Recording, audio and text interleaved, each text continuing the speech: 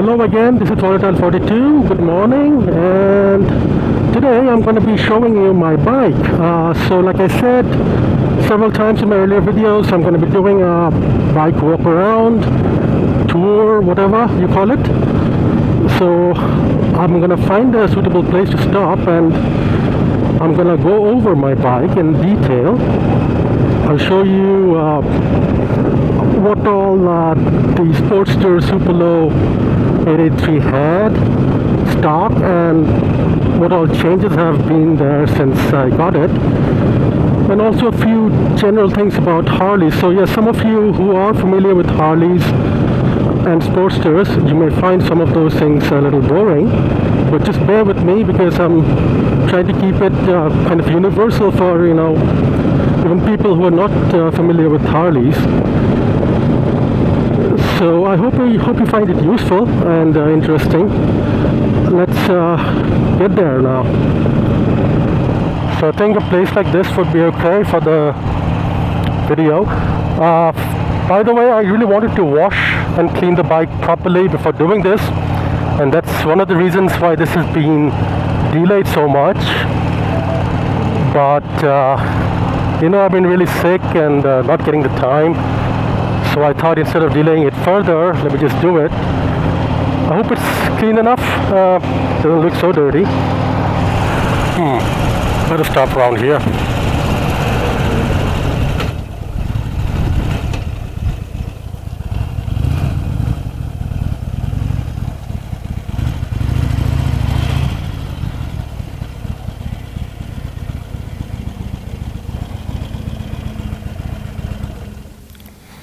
Alright guys, so this is it. Let me switch to the other camera. Pardon me if this is going to be a little shaky, but yeah, so this is it. This is the 2013 Sportster Superlow 883.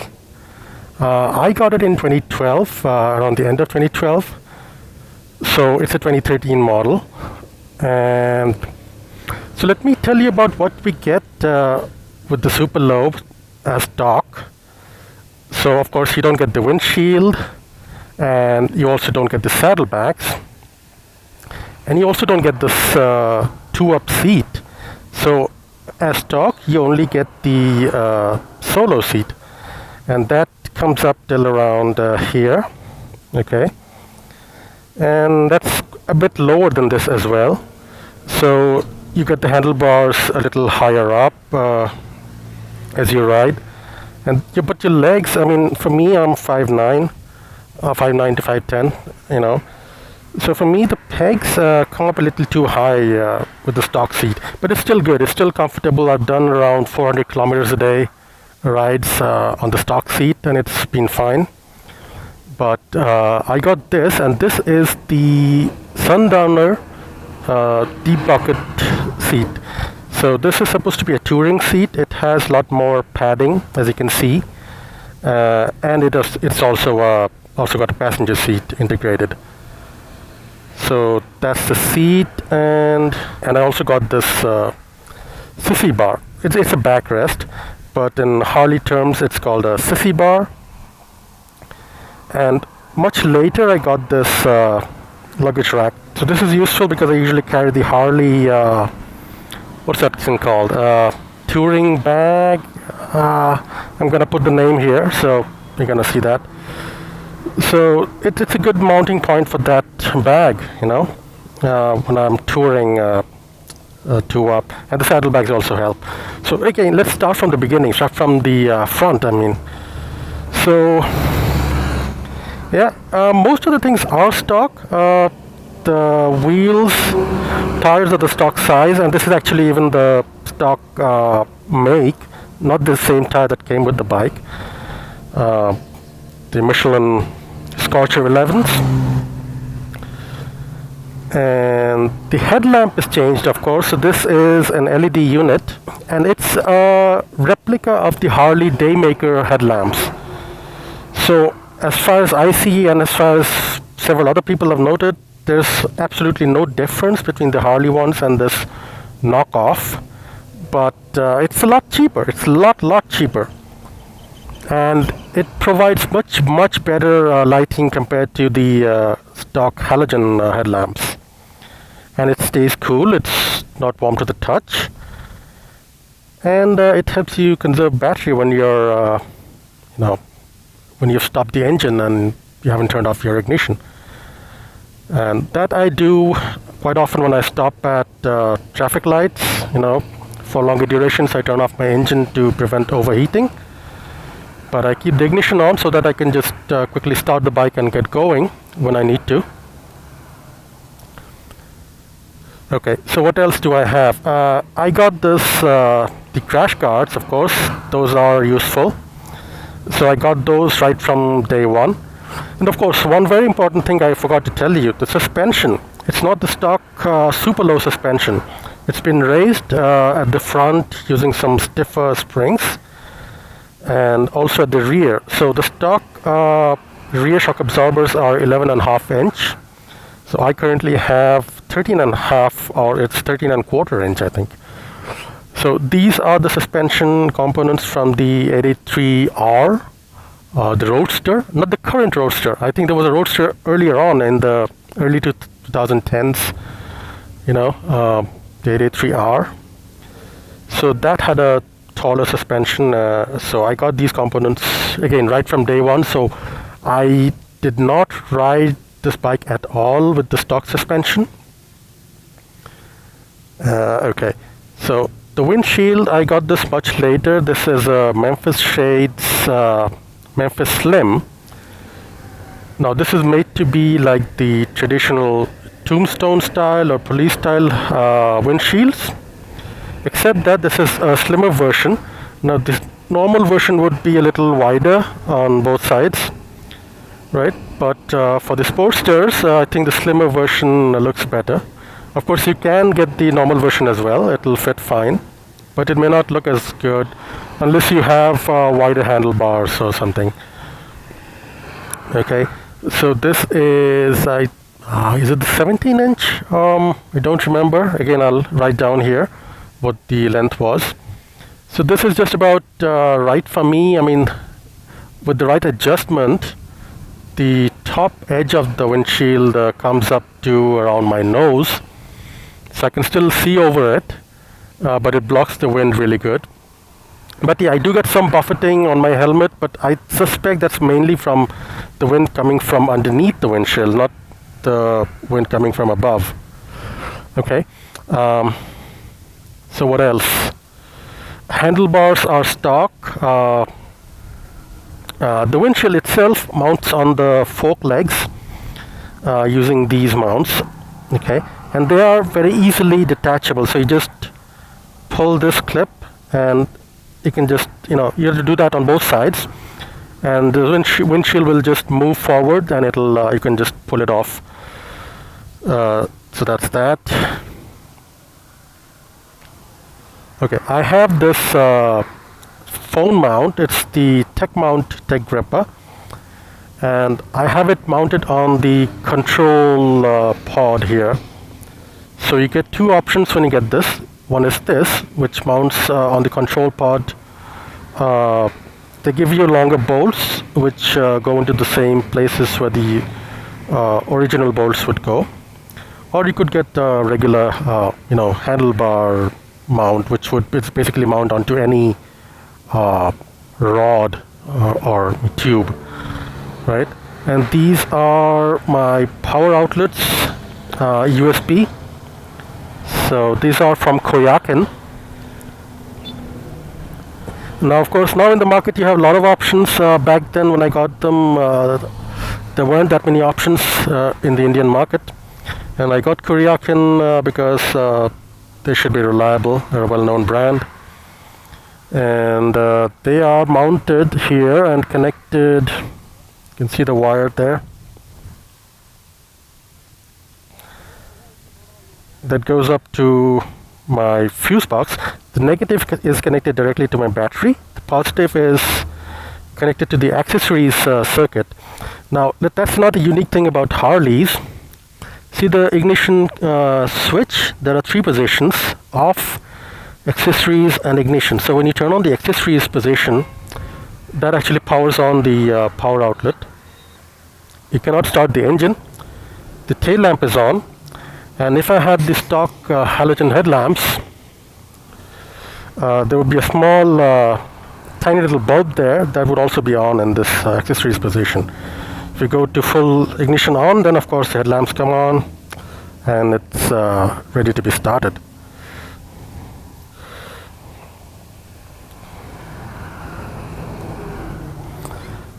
Alright, so that's the 883cc around about 50 or 55 cubic inch V-twin Harley engine, air cooled of course, one of the traditional units still. And the air cleaner, I have a reusable K&N air cleaner element. It's the same size as the stock, so it fits in without any issues. But when it gets dirty, you can just wash it and dry it and re-oil it, and it's back in service. Alright, what else? The mirrors, pretty much everything here is stock.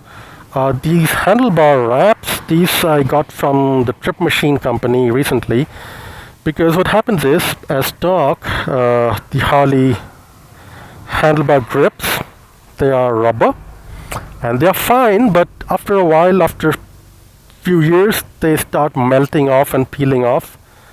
I guess that's Harley's way of saying that you should get our premium, overly expensive grips to replace them. You shouldn't have these stock grips forever. So I did not do that. They're just too expensive. I thought of getting them several times, but so they were peeling off pretty bad, so I got these leather grip wraps from the Trip Machine company, and they are doing fine.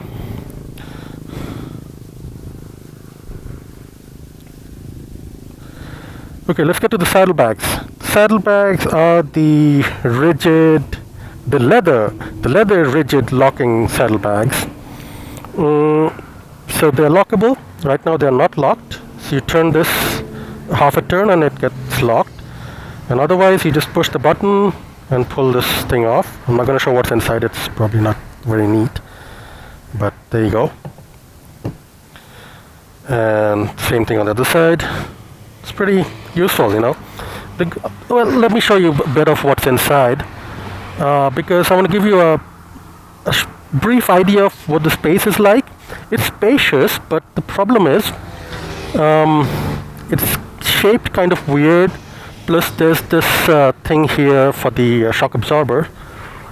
So you can fit in a lot of small things, but you can't put in a big thing like a backpack, my office backpack that has my laptop, that does not go in here. It would be really nice if it did.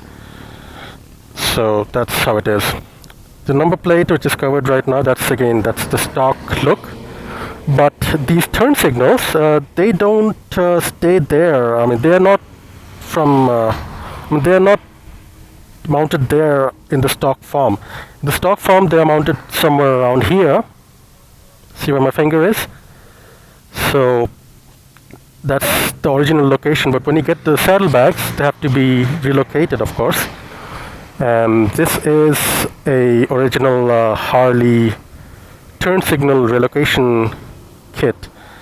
So that just places this additional rod here, and your existing turn signals are moved from there up to here. And you also get the wiring kit to rewire the whole thing. So I got this all from the Harley dealership, and they got it mounted, saddlebags and this turn signal relocation. The windshield, I got it myself from the US, got it imported, and I mounted it myself. As I said, it's very easy. They even give you the Allen keys to do these bolts. It's really easy. Anybody can do it. You don't even need any tools because they give you all the tools that you need in the kit. Alright, exhaust. Stock exhaust here. I had the Vanson Hines twin slash 3-inch slip-ons, but look at the video up there to see why I switched back to the stock. Alright, what else? The seat, I talked about it. the passenger foot pegs. Again, they are not stock. You have to buy them separately from Harley or third parties also, I suppose. Yeah. Let's move to the other side. What do we got here? Not much. Okay, this is the Harley or the Sportster battery box. I have a Shorai lithium iron phosphate battery there, not the stock one. So my stock one stopped working in about 2 or 3 years. So then I got the Shorai. Now the Shorai lets you, it has some advantages. I mean, read up on that somewhere. Compared to lead acid batteries, they don't self-discharge. So even if you keep your bike idle for a long time, idle as in not running, for say a couple of weeks or even a month, it won't self-discharge. So that's good. And they charge much easier. I mean, charge faster. And generally they last longer. So I got these, I think, somewhere in 2014 or 15, and they're still going fine. It's been like 4 or 5 years. It's pretty good. I don't do a lot of maintenance or anything, just ride now and then. Okay, so how you remove it is, normally you would just pull it from the top, and there are 2 snaps that would come off, and there's a slight pivot kind of thing at the bottom where it hangs. So it's pretty easy to remove in the stock form. A little too easy, you could say, because it just keeps coming off every now and then, even when you're riding. So they also have a nifty little way to manage that. You see that zip tie? So they provide you that hole in the cover and also in the frame, so you can easily zip tie it. So that's Harley's way of, providing an easy fix to a problem. And this is the oil tank on the other side. It looks the same. And this is not a cover, it's actually just the tank itself. And the cap comes on like that. Okay, and now you can grip it and turn it. And that's your cap and dipstick as well. Okay, gets a little hard to do single-handedly sometimes, especially if your fingers are slippery. But that's that, and it's a dry sump system, so the oil does not reside in the crankcase. It resides in the tank and gets pumped through the engine by the oil pump. And on the other side here, you have the oil filter, that one there. If you see my oil change video, you'll see how that gets removed and remounted. It's kind of like a normal car type oil filter. And that's my rocker box leak that I'm gonna be getting fixed soon. I just got the gaskets, I just have to get them fitted. Alright, what else? What else is different? Yep, that decal or whatever you call that, that's something I got from the US again. It's actually made in China. You don't get them here, so I had to get them from the US. It's just a plastic piece. It's not chrome. It looks like chrome, but it's just plastic. But it's pretty good quality, and I like the looks of that. You also have the option of getting the stock, not the stock, the original Harley, what are they called now? Sissy bar medallions. Yeah, Sissy bar medallions. So you get those, lift to ride, ride to lift kind of things with eagles and skulls and whatnot. So you can get them from Harley for an exorbitant price. I actually even wanted to get those, but they were not available here for a long time at the dealership, so I just got this one from the US instead, and I'm quite happy for it. I don't like the look of the bare back of the sissy bar. So as I said, this is the sissy bar. That's the Harley's Harley speak. And this is the sissy bar backrest pad. Again, that's the Harley terminology. But for us people, you can just call it a backrest. Now, another thing is, these are also easily detachable. So you just pull this thing on both sides, and this just lifts off. So it's fairly easy to transform the look of the bike. When you're riding solo, we can just remove the backrest. And it's also pretty easy to change the seat. You see this bolt here, the screw. You just undo that screw, and you can just remove the seat. It's that easy.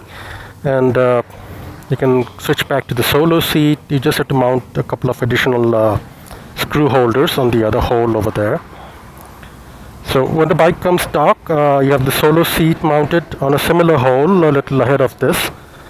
And this hole is covered with a plastic cap, just to make it look good. So when you get the passenger seat, they remove this plastic cap and mount the seat here.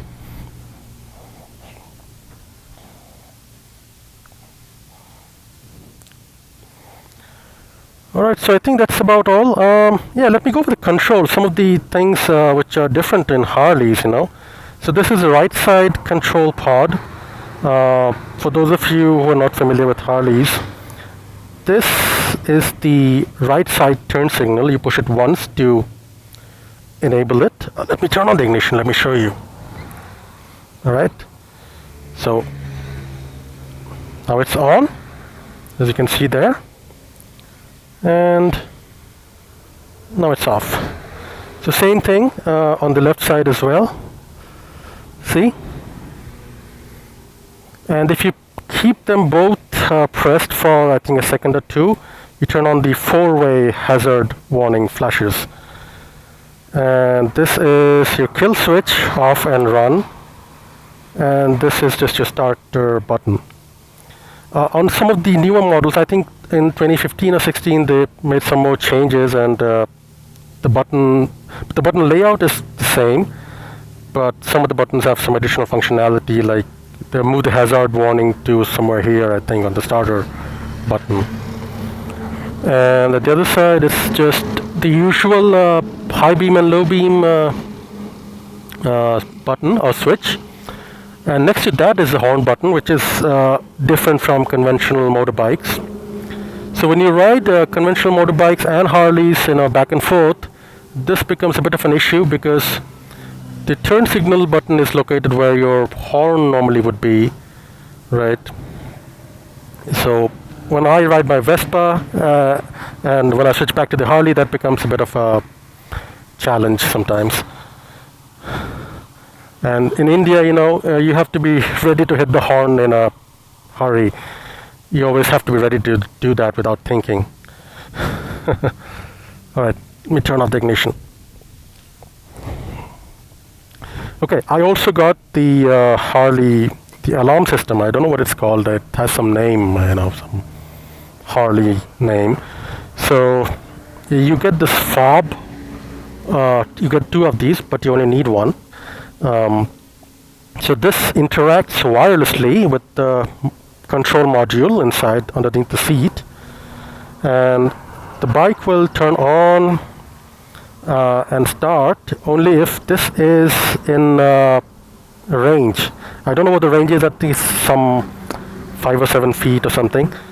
So you don't need to have it on the key ring. You can have it on in your pocket, and the bike will start.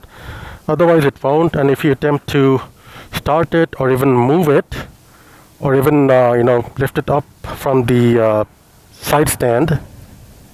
By the way, the side stand is called a jiffy stand. That's again Harley terminology. Of course there's no center stand. So yeah, the security system, if you try to lift it off without that fob being in range and nearby, then the alarm will sound. So that's the security system. What else? You have the handlebar lock over there above here.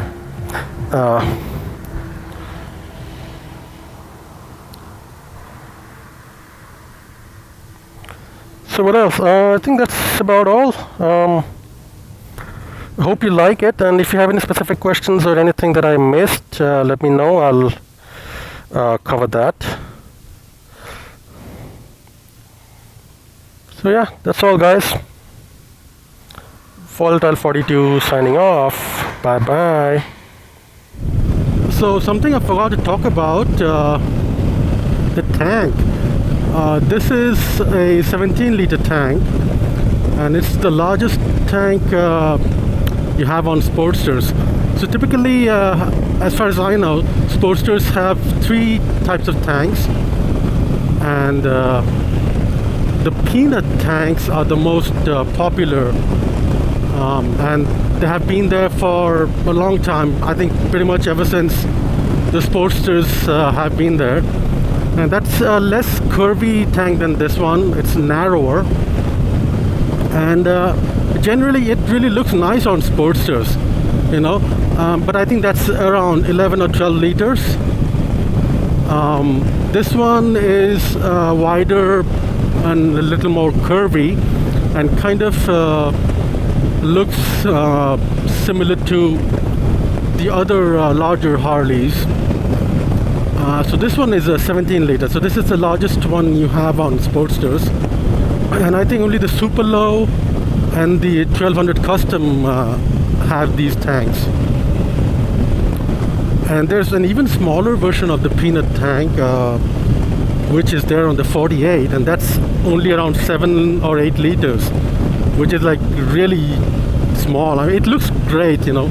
It really makes the engine look big because tank is so small in comparison, and it really adds to the look of the bike. But in terms of practicality, I could never run with such a small tank.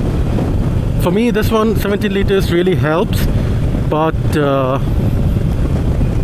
you know, there is no fuel gauge, so you have to kind of go with the distance. I mean, go by the distance, how much you have done since the last fill up. So I always reset my first trip meter whenever I get fuel, whenever I top up, and I kind of have to, you know, judge how much fuel I have based on how much distance I've covered. There is no fuel gauge, but there is a reserve indicator, an LED on the console there.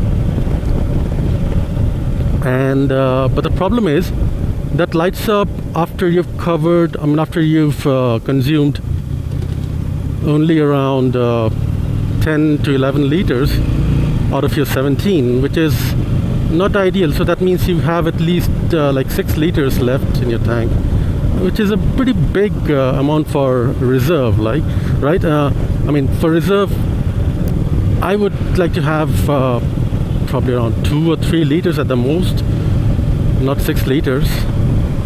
And I think that has to do with the fact that they have the same measuring system in the tanks for all 3 sizes, right? So 6 liters out of 17, that's like what, 40% or so, right? So on the 7 liter tank, that would be a lot less, so a more normal reserve number.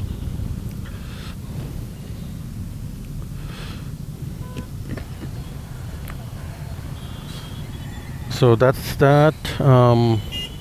You can get fuel gauges, by the way. I mean, not normal fuel gauges with, you know, needles and stuff, but they sell you fuel caps which have a set of indicators, LED indicators, that light up. I mean, when it's full, all the indicators will light up, and they'll gradually turn off one by one as you consume the fuel. And similar things are available for mounting up here, I think, and so on. So the fuel cap, this is the stock fuel cap. It's not lockable, which in India most people do frown on, because if you park in a public place, there's a pretty good chance of your fuel getting stolen if your fuel cap is not locked. So from the very first day, I got myself a lockable fuel cap, but a couple of years ago, it kind of stopped working. I mean, it didn't stop working completely, but it would be a real hassle to open sometimes.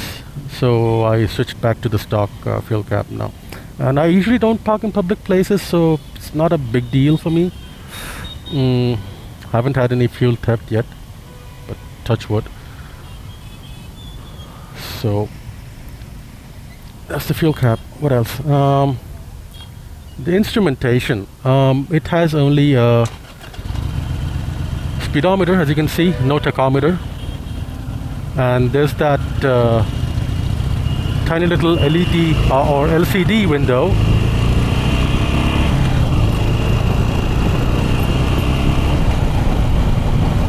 And that offers you the odometer, 2 trip meters, and a clock. That's all. Now the newer models, I think since 2015 or 16, they also let you see the RPM in a digital readout, you know, where you see the numbers like 2,300 something. But that's not really practical in my opinion. I mean, you need to have a scale with either a needle or a digital version of needle and scale. You know, that kind of tachometer is much more useful. But I don't have either. But if I really wanted to have a tachometer, what I could do is, I also have the fuel pack. I didn't show you it last time. It's inside the battery compartment on the left side. So what you have in the battery compartment, apart from the battery, you have the fuse box. Not that many fuses, just a few of them. And you have the connector for the ECU. It's not OBD2, I think it's a proprietary Harley 4-pin connector, and the newer ones have 6 pins, I think. So that's where the fuel pack connects. And once that's connected, you could connect to it from your phone over Bluetooth. And on the fuel pack app, you could see the RPMs. So if you mount your phone up here and keep that screen on, you could actually see the RPM live. So yeah, that can be done. The speedometer, I mean the instrumentation, it's very basic, yeah. But at the same time, it's not, it's technologically advanced. I mean, everything gets transmitted digitally through, it's not a CAN bus, but a similar system. I was looking at the wiring diagram, and it is pretty complex that way, but the presentation, it's just an analog speedometer. And there's a button at the back of the speedometer. I can't show you right now. That's what you use to toggle or cycle through the odometer and the trip meters. And right now you see the clock. And I mostly keep it on the clock, so that's the most useful thing for me.